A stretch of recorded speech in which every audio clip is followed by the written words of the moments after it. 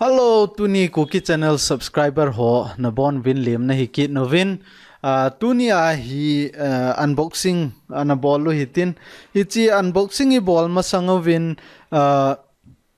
thilkat ga seileng phan masalanga ina seyu give away dinga heti ina seyu chuna hichi pen chu a hethiam lo tampi na win nen dong win aban le eila a hi kita san lo na jong he atambi se en hi ji a chun nita san lo jong he mai the in tin a hin la tu ni a he approve nan vet sa wing katin ipp na mudi wam ti ong kan sei ding a hi in hichi video hoita na vele chun na het che ding a hi in tam en condition ho nga ki ko in na hi chong chung ki vet sa ding a hi in hichi a chu hoita in na ve win lang tu chunga hi aku ki channel lang ho zo he anakila samhitan tin subscriber hon video iti anan upload detam abani ti lehong dham na ti jeng tawen ki phatlam zong hel tan na chi chu tunia hi ich to banga panan la chu ki pa le jengin aban la kit tenga dinga zong panan la jingo hitin hi chi give away free give away ho zong hi anamu go te ti chu iga sai theu hin tin ichiwa chu ipp modeu ham eti ai le ichlaya naveleu hen hi chi logo hi na logo hung ki khelai ta in chi kimo khel ta loading hi in aji chu hi chi t-shirt hen lang ai lo la khon hi rong la izakaya ki print gam hi ta in chi chu kimo khel loading hi ta in anaveleu hen ama sapena chu chi to bang yellow color ki print hi in chi to bang t-shirt na moding hi alang nia ki print ding hi na chi lang hi amalanga hi in amalanga chu chi to bang logo hi na moding hi in KUKI channel ana aban le anung langa chu chi to bang KUKI channel logo ma khat ki print kit ding hi in chi na moding hi in chi ga zoom le hen itiam hana na mu thei lo vai le t-shirt hi mo example dinga ki koi ja a chu thieng lo hi na ichiwa hi logo anung lang logo pa cha hi in ichi hi ai le amalang logo pa cha hi na ichi chu khat a hi in aban kit teng le ichiwa hi give away chu ichi ani na a hi in ichi to bang apart masalanga video ho chu na vet no vai le mobile ka kap ho chu ken ipia ka kap ham te ai le hi chi stay na hi ka ko ya hi chi wa ko na hi ke la ke ka kisut na hi ta chu kanala ji a hi na hi chiong hi tha na la hi lakhat bo ka za na la hi in hi chiong hi give away a hong ki peding a hi in nang hon jong itiam khat na youtube na sim go na nang hon jong hi chi to bang channel khat seming katin aban la ken jong hi chito bang bowling eti plan na ne ai la hi chidinga chu perfect thet na lai hi na hi chiwa chu na za thai hi in a saudan ai lo le iti za ding ham ti ho iza kai chlaya ngong ke pi a hi ta in na mut na ko na ong film vet na ong na nei the he na nop le na mut na khu ga clip men lam ban le he ten ga kai ko ni lang a ban le film ho ong nom ta na vet the hi ti chu iga sei the ten a thum na a chu ipi mu kit deu ham te le chi microphone na phone a ko na ong to the hi in laptop ma ko na ong to the hi in hi chi hi microphone masanga ken kana za ji microphone chu a hi in hi chiong hi hoita hi in aban le hi che a clip dong omin aban le chi response noise reduce bol na itiam khana gari gin ho ippm ging ho icho ho asu mang ne dinga hoi chi sponsor he api o hi in hi chiong hi meter khat sanga saw zo hi in hi chiong hi hung ki pe tha ding hi in hi chi chu thuma hi tai na chi khat ai in hi chi ni aban le hi chi t-shirt hong ki pe ding hi in hi chi chu give away hong ki pe ding cheng nin do je wa chu kan vet sa hi in aban le term and condition ga veleu hen hi chawa hi term and condition ki coin point group ki coin na ni chawa hi ave short pen ti chu video ho alui hian lang tha ai jong le na ong ki check teng la man hi chilai minute hi zat ave in second hi zat ave in tio ho ki jit ji hi in hi chiwa ave short pen hu hong ki tel ding hi in ama sa pena na abana chu coin a share tam penam video ipi video heong le WhatsApp group man a share ham Facebook an a share ham ichiwa a share tam pen chu อันนี้นะหงฮิคิดดิ้งหินบานเลอัทุมนะอาจูไลท์ตัมเป็นนะไลท์บอลดิ้งบานเลคอมเมนต์บอลหอยเป็นนะคอมเมนต์อีติบังอันบอล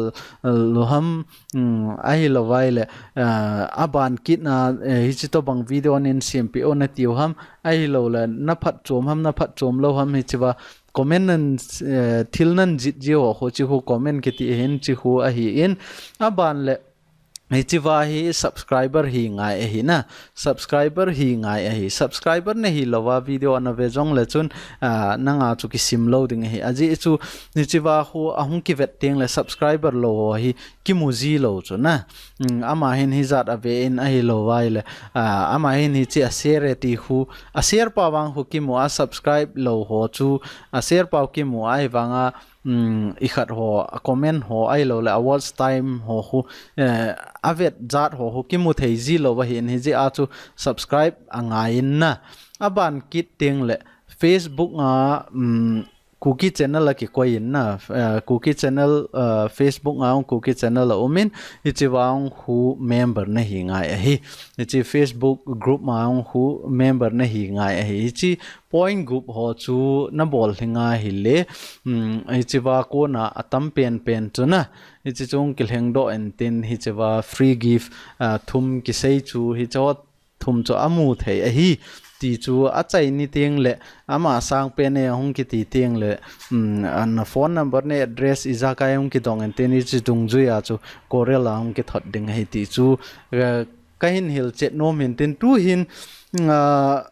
microphone ikhat ken hi chi give away a kan pi ding ta je a chu tha khat ka older kit nen na hi chi chu anave kit no hitin unboxing hong ki bol ding hi in itiam khana nang hon jong hi chi to banga hi KUKI channel sim ding na go no wa microphone no cho go no wa ile I to bang hoi ham ti a chu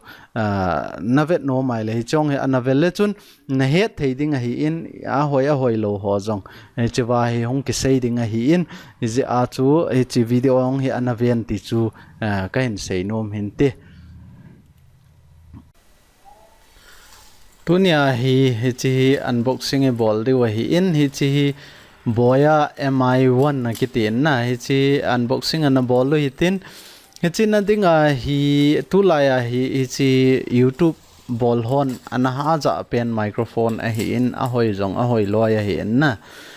a hin la tulaya duplicate tampi jong a hong pot ta en hi chi a chu hi chi to bang hin a cho wai le nang hon jong a test na na bol de wa hi in duplicate ham ai lo wai le original ham ti o chu a test na abal ko na scan na bola I chiwa ko na hon na check the hi in chi ken ipi bola ka cho ham ti ai le to a hi camera ko all der hi in chi camera ong thun ting le hi chi phat ma sa ka na man chu chom ding hi ta na aji chu camera gam hata ong ki tung hen lang hele hi chi microphone alui pa chun apha loading phat na chu hi chi a sound jap ka all der hi in hi chi anaveu hitin hi chi ikhat BOYA-M1 hi in tulaya older hon jong hoita a check a bol vai chiwa ko na chu older ki bol hi ta in online ho a icho ai le chun ki cho khiel no ma hi na ki cho khiel no ma hin hi ji a chu hi chi online na cho a jong le hoita an check ma sat ding hi a check jin het la wai le ni chalaya a picture na chunga bal code hi na scan phot ngai hi na scan ding hi aban la bag yong hi vele chun hi chi desip sep ma hi in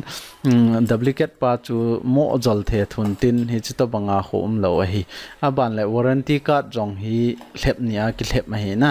hi chi hi original tina a hi in aban ting le hi chi wa manual card jong hi a manual pen hi anavele chun original lo pa khu pe som bo hi in a hin la original pa hi pe som la li chan hi na hi chiong hi chiwa ko na hi original lo ke the hi in aban la hi chiwa a bag nga ikhat pen jong he anavele chun boya ki jit na pen jong hi a khen khat chu desip sep i chi pen hi de sip sep ma hi in original lo pa cho mo zol the thu a hi to a hi vele chun hi chi original a hi in a battery ong hi plastic choma hoita packing a bol hi na chi packing a bol hi in hi chong hi ga la do hi ten chi microphone aguya ho atona ding khat mai chewa ho ki to ji a hi ban kit teng le itiam khana nangin track ho na ne ya record ho na bol sa karaoke box ho na ne ya ile na karaoke machine ho na ne ya ile hi chewa atona ding ai chipin long ha pi o hi in hi chong hi na za thai a hi na hi chong hi na za thai a hi in ahin la chi chu ai khat lo vai le chi chu za khel khel ngai lo he nang computer laptop ho vela za ding na ti ai le chi pin ho za khel khel ngai lo hi chi le isang kholai clip no mai le chi pen hi za ding hi i chong chu hoi la ya to ding ham ti ho chan ge ya in sei de hi in tu in avel hen hi chi boya mi1 cho hi in na hi chi asaw dan rong hi ga veleu hen asaw a hi chi wa ko na ong hi meter nga lang a hi in chi chu camera I to banga gam hla a koi jong le chun nom ta a hi chi external microphone janga hi thu na sei the a hi chi pin jong he vele chun gold color a hoita a ki khat a hi in 3.5 hi in aban la hi chi a microphone hi in hi chewa hi sponge khui chlaya hin to lut ding a hi na chlaya na to lut the a hi in he tai sponge na to zo tiang le to a clip pai na la ding hi che a clip pai la ya hin na to lut ding a hi na he tai ga son le chen tek tin ten hi chewa ko na hi hi tai ke to ding a hi in he tai a ke to zo tiang le to a hi na no mai le na sang kholang na clip the he tai itiam khara mi thu na do ang le na thu do pa chu he chiwa ho na clip pe a nang en he chu hi na laptop ham na camera ham khana na to the hi in he chalai hi a battery to na a hi na chalai battery to na a hi in chi hi in tu na battery ga to tin ga velo hen he chalai a ko na he battery hi tai to ding a ban le chapai he lut kit ding he chi hi tai ne he lut kit ding a hin la mobile le laptop ma na za ai le chun hi chi battery be yaung na za thai a hi na hi chalai option he camera in aban le smartphone ai lawai le laptop tia in hi chi option dung ju ya hona khin le a na bol thai a hi in mobile to laptop ma hi ai le chun a battery ngai lo wa na za thai a hi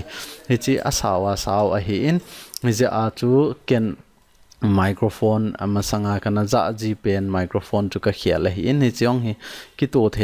thei lo ham ga velo han hi chi na hi tai ki to hi in hi chiwa ko na hi nangin karaoke box ho khona ne ya le chiwa ko na khona to a na za thei ampli ho khona ne ya le na za thei hi to a hi alui pa chu ga velo hen hi chi ken kana za jing pa chu hi in hi chi pai to ga test leo hen hi chi pai hi ha saw bi se lo he na hi chi pai saw lo hi hi je a chu hi chi camera ai to teng le I doi banga ki extend thei lo hi je a chu to a hi ken atha pai ka older hi na ahin la hi chong he hoi ma na lai a hi ka video ma salang ho chu nanavet no vai le ni chiwa ko na ngon na hi record kana bol ji a hi in hi chiwa pana ong chu a hoi lo na het de wa hi na ni chiwa ko na record ke bol a hi in ahin la tu a hi chapa hi give away a hong ke peding a hi tai ti chu hi ga sei theu in tin tu ni boya mi1 microphone iga review bol now hi chan chu in tin hi chi hi athiang lo ham ti ong hi na vet no vai le hi chi a chaina a hi ken halkhat ate sit na dinga thu in sei mai in katin aban le hi chawa ko na chu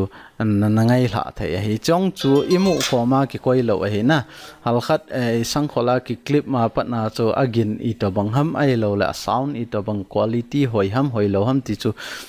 in vet kit deu hi chu anaveu hi tin tu a hi hi chi boya microphone test an bolu hi te hello tua hi boya camera boya microphone pa chui to hi ta in zo pa chu to hoi chi hoi zo am ti hin test de wa hi in khat pa chu hi la ka mu kama sanga ka ko ya hi in to pa hi ai le ka sang khola ka bi ai chwa ko na cho ka ha ma hi in nitiam khana nang in rong hi chi na ki cho camera ho to na to ai le gam la ta au na kai thei aban la na dei dei na sei thei a khaw nga sawa hi meter ni meter thum meter li lang chu gam la ta na camera na ko ai chwa ko na chu thu na sei thei he ti chu ega te sit now tu ni boya microphone te sit now hi chi chan chu hi tan te tu ni microphone review bol now unboxing ga bol now hi chan chu hi tan tin koi ta bang hi chi KUKI channel subscribe nai lo ho jong na wa chi na vet ma sat pe na hi ai le subscribe an ki bol bin lang aban le chi competition nong hi tu ni tarik